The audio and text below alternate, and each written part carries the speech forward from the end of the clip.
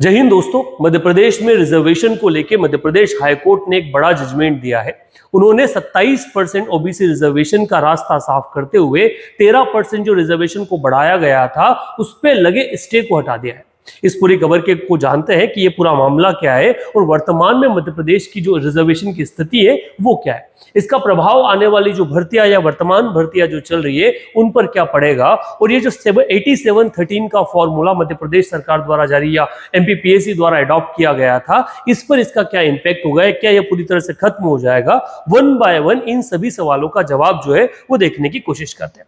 2021 में जब कमलनाथ सरकार मध्य प्रदेश में आई तो कमलनाथ सरकार ने 26 अगस्त 2021 को सामान्य प्रशासन विभाग के एक नोटिफिकेशन के द्वारा उन्होंने क्या किया, एक परिपत्र जारी करके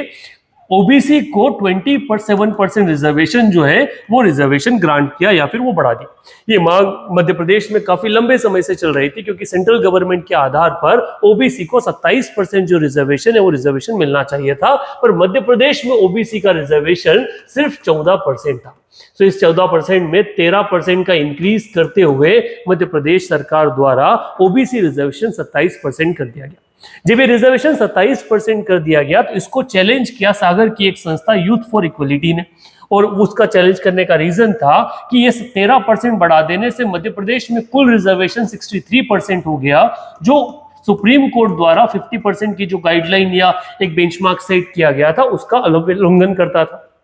सुप्रीम कोर्ट ने अपने एक जजमेंट में कहा है कि रिजर्वेशन किसी भी कंडीशन में 50% की सीमा से ऊपर नहीं जा सकता। इस आधार पर इस संस्था द्वारा ये कहा गया कि मध्य प्रदेश सरकार का ये जो जजमेंट 27% ओबीसी वाला ये कहीं ना कहीं गैर संवैधानिक है। 2021 से लेकर 2025 तक ये याचिका मध्य प्रदेश हाईकोर्ट के पास अटकी रही। वर्तमान में जस्टिस विवेक जैन, चीफ जस्टिस सुरेश कुमार कैल और जस्टिस विवेक जैन की जो युगल पीठ थी, उन्होंने इसके ऊपर जजमेंट देते हुए इस जो स्टे था इस स्टे को हटा दिया, 13% को हटा दिया। जो 13% बढ़ोतरी पर जो स्टे लगाया गया था उसको हटा दिया। अब इस बीच में जब भर्तियां हो रही थी तो मध्य प्रदेश पीएससी द्वारा एक फॉर्मूला तय किया गया कि 87% या 87:30 में कुल 87 का एक अलग लिस्ट जारी किया जाता था और 13% का एक प्रोविजनल लिस्ट जो है वो जारी किया जाता था इस रिजल्ट के आधार पे कि जब हाईकोर्ट का निर्णय आ जाएगा तो 13% की जो पोस्ट होल्ड कर रखी इनको मार्केट में रिलीज कर दिया जाएगा।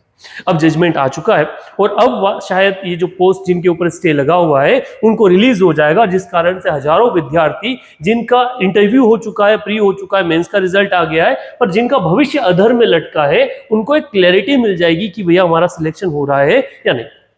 पर अब सवाल आता है कि एमपीपीएससी ने जो वर्तमान में नोटिफिकेशन जारी किया है उसका क्या होगा, तो उसको लेकर एक अपडेट एमपीपीएससी को देना होगा कि वो इसको लेकर क्या फाइनल, क्योंकि अब जो बॉल है वो सरकार के हाथ में, सरकार को नए सिरे से अपना जवाब जो है वो शामिल करना होगा और ये रिजर्वेशन को लेकर अपना जो प्रॉपर प्लान है वो प्लान लोगों के साथ, तो यही चीज किसके हाथ में भी आएगी, यही चीज एमपीपीएससी के लिए भी रहेगी कि उसको इस नोटिफिकेशन को लेकर अपना एक कंप्लीट जजमेंट है वो देना होगा।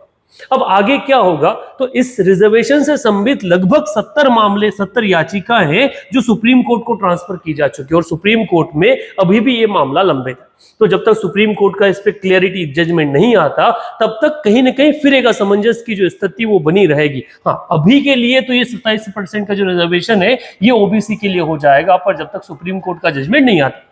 अब ये जो संस्था यूथ फॉर इक्वलिटी है इसके पास भी एक ऑप्शन है, इसकी जो जजमेंट आया है इसके खिलाफ अपील करने का, और वो भी सुप्रीम कोर्ट जा सकती है।